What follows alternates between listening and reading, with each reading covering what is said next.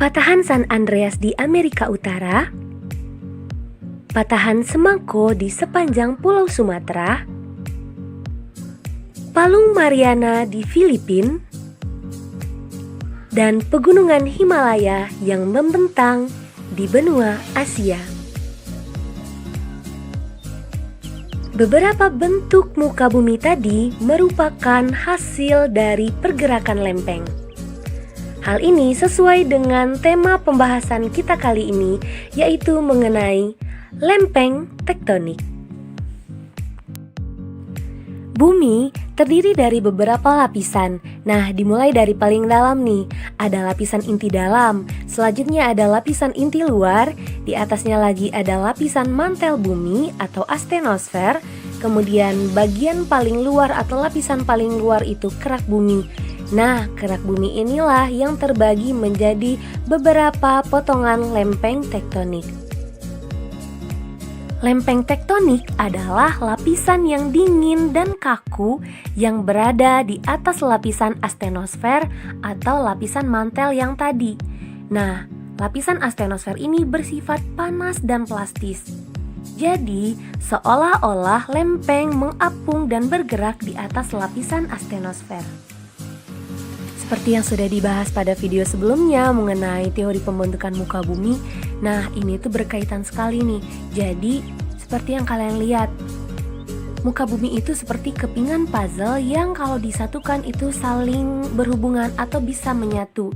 Nah, kenapa bisa mereka berpisah? Ini tuh dibuktikan oleh para ilmuwan.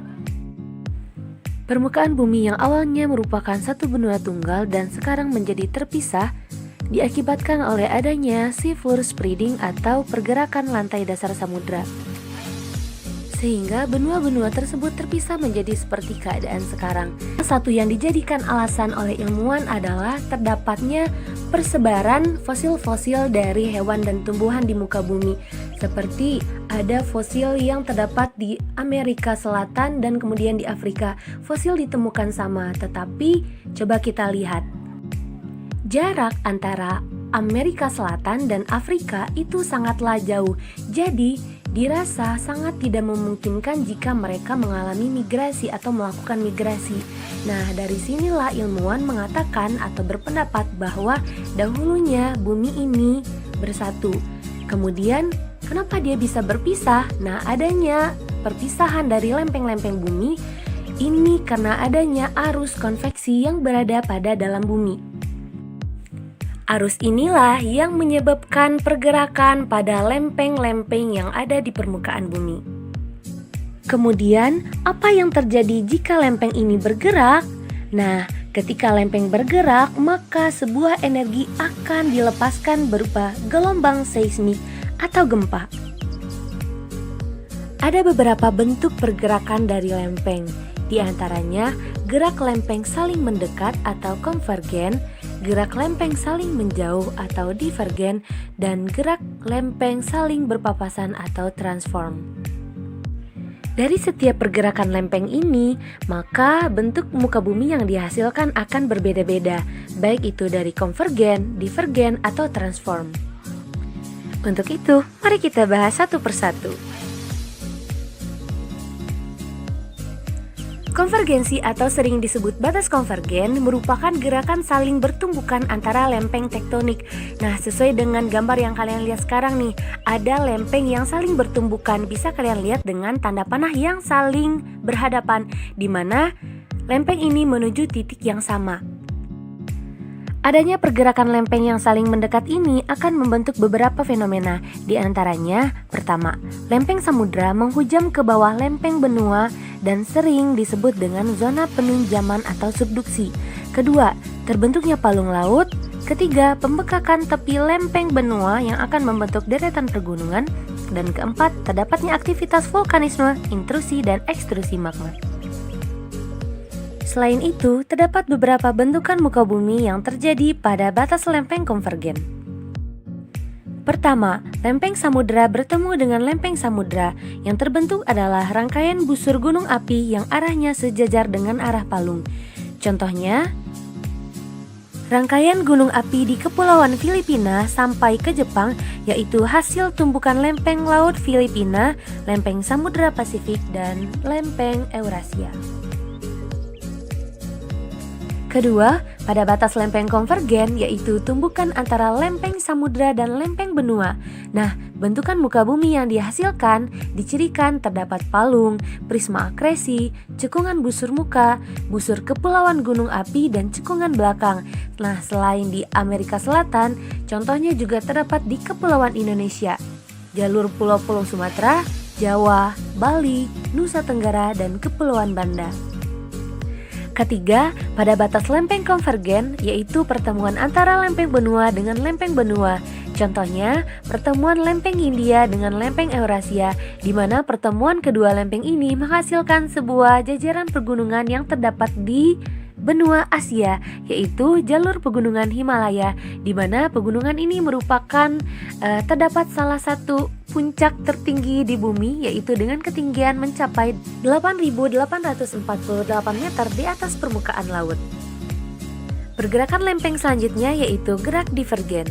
Gerak divergen merupakan gerak saling menjauh antar lempeng tektonik.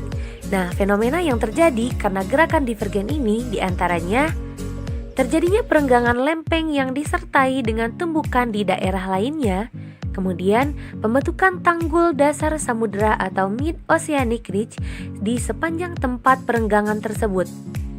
Terus kemudian terbentuknya aktivitas vulkanisme laut, dan selanjutnya aktivitas gempa.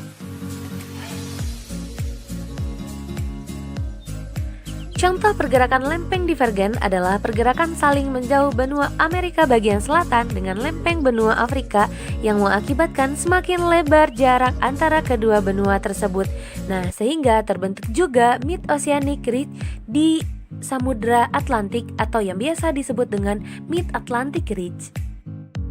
Contoh lainnya adalah terjadinya gerak lempeng saling menjauh antara benua Afrika dengan daratan Arab sehingga menyebabkan timbulnya laut baru yaitu Laut Merah. Gerak lempeng yang ketiga adalah sesar mendatar atau transform, yaitu gerakan saling bergesekan dengan berlawanan arah antara lempeng-lempeng tektonik. Salah satu hasil dari gerak sesar mendatar ini terbentuknya patahan San Andreas di Amerika Utara.